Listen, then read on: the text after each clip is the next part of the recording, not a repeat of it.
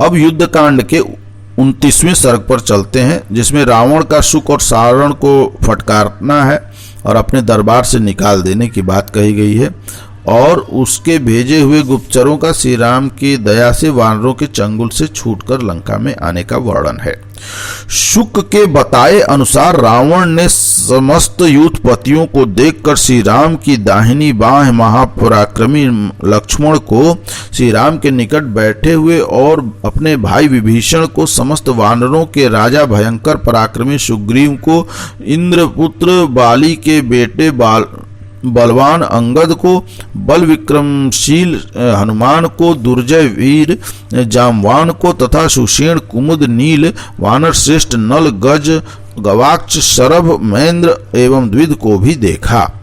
उन सबको देखकर रावण का हृदय कुछ उद्विग्न हो उठा, उसे क्रोध आ गया और उसने बात समाप्त होने पर वीर शुक और सारण को फटकारा। बेचारे शुक और सारण विनीत भाव से नीचे मुंह किए खड़े रहे और रावण ने रोष गदगद वाणी में क्रोधपूर्वक यह कठोर बात कही। राजा निग्रह और अनुग्रह करने में भी समर्थ होता है। उसके सहारे जीविका चलाने वाले मंत्रियों की ऐसी कोई बात नहीं कहनी चाहिए जो उसे अप्रिय लगे। जो शत्रु अपने विरोधी हैं और युद्ध के लिए सामने आए हैं, उनके बिना किसी प्रसंग की ही स्तुति करना क्या तुम दोनों के लिए उचित था?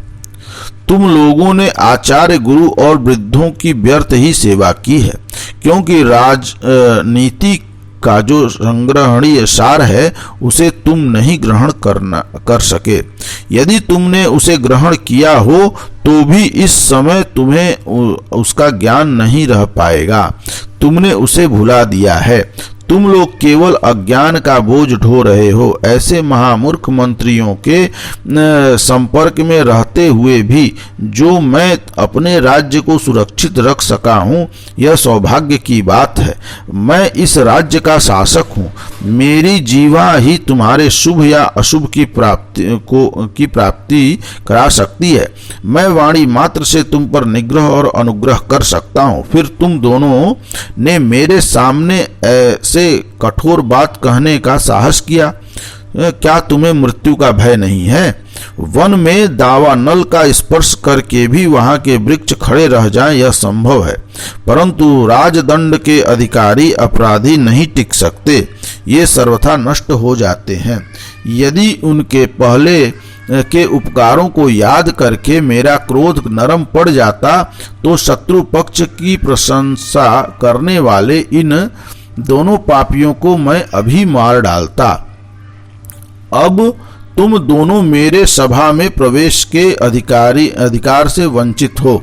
मेरे पास से चले जाओ, फिर कभी मुझे अपना मुंह न दिखाना।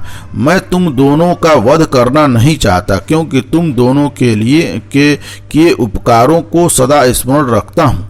तुम दोनों मेरे स्नेह से विमुख और कृतज्ञ हो, अतः मेरे मरे हुए के समान हो। उसके ऐसा कहने पर शुक और सारण बहुत लज्जित हुए और जय जयकार के द्वारा रावण का अभिनंदन करके वहां से निकल गए। इसके पश्चात दशमुख रावण ने अपने पास बैठे हुए महोदर से कहा, मेरे सामने शीघ्र ही गुप्तचरों को उपस्थित होने की आज्ञा दो। यह आदेश पाकर निशाचर महोदर ने शीघ्र ही गुप्तचरों को हाजिर होने का आदेश दिया। राजा की आज्ञा पाकर गुप्तचर उसी समय विजय सूचक आशीर्वाद दे हाथ जोड़े सेवा में उपस्थित हुए। वे सभी गुप्तचर विश्वास पात्र, शूरवीर, धीर एवं निर्भय थे। राक्षस राज रावण ने उनसे यह बात कही, तुम लोग अभी वानर सेना में राम का क्या निश्चय है, यह जानने के लिए तथा गुप्त मंत्रणा में भाग लेने वाले जो उनके अंतरंग मंत्री हैं और जो लोग प्रेम पूर्वक उनसे मिलते हैं उनके मित्र हो गए हैं, उन सबके भी निश्चय विचार क्या है, इसकी जांच करने के लिए यहाँ से जाओ। वे कैसे सोते हैं, किस तरह जागते हैं और आज क्या करेंगे, यह सब बातों का पूर्ण रूप से अच्छी तरह पता लगाकर लौट आओ। गुप्तचर के द्वारा यदि शत्रु की गतिविधि पता चल जाए तो बुद्धिमान राजा थोड़े से ही प्रयत्न के द्वारा युद्ध में उसे धर दबाते हैं और मार डालते हैं। तब बहुत अच्छा कहकर हर्ष से भरे हुए गुप्तचरों ने शार्दूल को आगे करके राक्षस राज रावण के परिक्रमा की।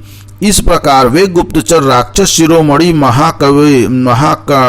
महाकाय रावण की परिक्रमा करके उस स्थान से गए जहाँ लक्ष्मण सहित श्री राम विराजमान थे। सुएल पर्वत के निकट जाकर उन गुप्तचरों ने छिपे रहकर श्री राम, लक्ष्मण, सुग्रीव और विभीषण को देखा। वानरों की उस सेना को देखकर वे भय से व्याकुल हो उठे। इतने में ही धर्मात्मा राक्षस राज विभीषण ने उन सब राक्षसों को देख लिया। तब उन्होंने अकस्मात वहां आए हुए राक्षसों को फटकारा और अकेले शार्दूल को यह सोचकर पकड़वा लिया कि यह राक्षस बड़ा पापी है। फिर तो वानर उसे पीटने लगे। तब भगवान श्री राम ने दयावश उसे तथा अन्य राक्षसों को भी छुड़ा दिया। बल विक्रम संपन्न शीघ्र पराक्रमी वानरों से पीड़ित हो उन राक्षसों के होश उड़ गए और वे हांफते हांफते फिर लंका में जा पहुंचे। तदंतर रावण की सेवा में उपस्थित हो चरके वेश में सदा बाहर विचरने वाले उन महाबली निशाचरों ने यह सूचना दी कि श्री रामचंद्र जी की सेना सुएल पर्वत के निकट डेरा डाले पड़ी है। बोलिए राजा रामचंद्र की जय। यह 29वां सर्ग यहाँ पूर्ण हुआ।